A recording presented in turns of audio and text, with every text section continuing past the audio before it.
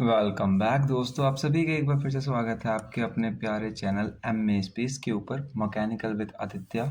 आज का जो हमारा टॉपिक होने वाला है that is nothing but double basin pull. Double basin pull इसका हम दूसरे नाम से भी जानते हैं कि इसके अंदर हम क्या करते हैं, double basin pump storage power plant के नाम से जानते हैं। बेसिकली एक टाइडल पावर प्लांट जो होता है, टाइडल पावर प्लांट का ये एक टाइप होता है, एक सिंगल बेसिन, दूसरा डबल बेसिन। तो आज हम लोग जो चेक करने वाले हैं, जो पढ़ने वाले हैं, जिसके बारे में डिस्कस करने वाले हैं, that is nothing but double basin pull. अब देखो डबल बेसिन पुल में क्या होता है, आप सीधा पहले डायग्राम किया समझो, फिर हम इसके थियोरी पोर्शन पर चलेंगे। अब देखो यहाँ पर क्या होता है, आपने अगर टाइडल प्लांट पढ़ा होगा तो वेल एंड गुड है, नहीं तो मैं बता देता हूँ। टाइडल प्लांट में जैसे ये समुद्र का पानी हो गया या किसी नदी का पानी हो गया बाहर की तरफ, ठीक है। तो जब ये पानी होता है तो ये जब एक टाइडल इफेक्ट होता है जिसके कारण ये पानी का लेवल हाई होने लगता है, तो हम दो बेसिन बना के रखते हैं, एक अपर बेसिन एक लोअर बेसिन, ठीक है। जैसे ही आपका जो है पानी का लेवल हाई होने लगता है तो हम सारे पानी को अपर बेसिन में भर देते हैं, ठीक है। और अपर बेसिन से जब लोअर बेसिन में उसको लेके जाते हैं पानी को, तो यहाँ पर हमें क्या मिलती है, इलेक्ट्रिसिटी मिलती है। That is the power plant of double basin. यहाँ पर हम दो बेसिन का यूज कर रहे हैं, नंबर 1 ये रहा, नंबर 2 ये रहा, इसलिए इसको डबल बेसिन कहा जाता है। सिंगल बेसिन में बस खाली हम एक का यूज करते हैं। तो डबल बेसिन में एक्स्ट्रा क्या होता है, डबल बेसिन में हमें क्या होता है, हमें दो बार इलेक्ट्रिसिटी मिलती है, ठीक है, ध्यान रखना। दो बार इलेक्ट्रिसिटी मिलती है, दो बेसिन बनाने के ज़्यादा फायदे होते हैं, ठीक है।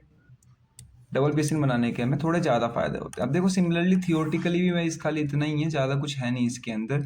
अब कि देखो डबल बेसिन जो होता है आप लोगों का वो क्या होता है, डबल बेसिन देखो यहाँ पे पहले आपके एक लोअर बेसिन लगी पड़ी है, एक अपर बेसिन लगी। पैन स्ट्रोक जिस रास्ते से पानी आएगा, टरबाइन जो रोटेट होगा, और पंप जो पानी ऊपर भेजने का काम करेगा आपका, ठीक है। तो बेसिकली ये आप किसके कॉम्पोनेंट हो जाते हैं, चारों बहुत सिंपल है, वैसे 5 हैं टोटल।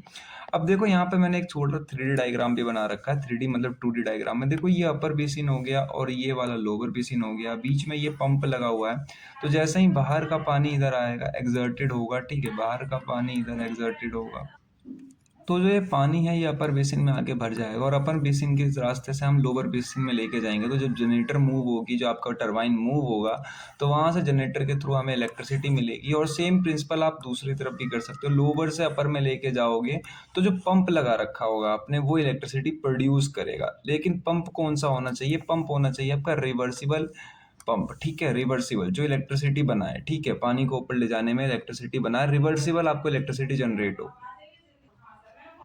सिंपल इसकी वर्किंग है, सिंपल डायग्राम है। आई होप कि आपको यहाँ तक सब कुछ समझ में आ गया। अब देखो वर्किंग मैंने लिख भी रखी थी, जिन लोगों को अभी भी डाउट होगा वो वर्किंग है। देखो ड्यूरिंग पीक लोड, जब आपको डिमांड हाई चाहिए, यानी कि आपकी पानी भी हाई है और आपको जो है बेसिन भरी हुई है आपकी, तो अपर बेसिन की जो पानी उसे रिलीज कर देंगे हम पेन स्टॉक में, और पेन स्टॉक के रास्ते टरबाइन, टरबाइन से जनरेटर और लोअर बेसिन। यहाँ पर क्या होने वाला है, ऑब्वियस सी बात है, आपको इलेक्ट्रिसिटी जनरेट होकर मिलने वाली है। लेकिन सिमिलरली दूसरे केस में देखो, जब ड्यूरिंग ऑफ पीरियड, यानी जब आपको इलेक्ट्रिसिटी नहीं चाहिए या कम चाहिए, तो हम लोअर बेसिन का पानी पंप करके अपर बेसिन में चढ़ा देंगे, ठीक है, अपने टाइडल इफेक्ट के अनुसार।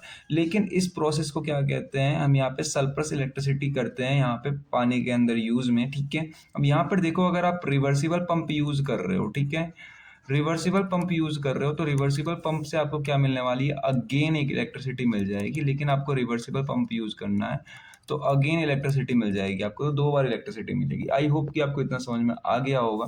अगर इसी तरीके का कंटेंट अगर आप लोग और देखना चाहते हो कि इन शॉर्ट में आप लोगों को टॉपिक बता दूं बस खाली, वैसे इंपॉर्टेंट क्वेश्चन है। देखो डबल बेसिन हो गया, सिंगल बेसिन हो गया, या टाइडल पावर प्लांट हो गया, सारे इंपॉर्टेंट क्वेश्चन है। तो ये सारे के सारे जो इंपॉर्टेंट क्वेश्चन है वो एकेटिव के अंदर पूछे जाते हैं रिपीटेटिवली, या मैकेनिकल इंजीनियरिंग के परस्पेक्टिव से। चैनल का नाम है एमए स्पेस, आप चाहो तो सब्सक्राइब कर सकते हो। टेलीग्राम पे आपको नोट्स मिल जाएंगे। तो बाय बाय, एंड मैं मिलता हूँ आप लोगों को नेक्स्ट लेक्चर में। तब तक के लिए कीप लर्निंग।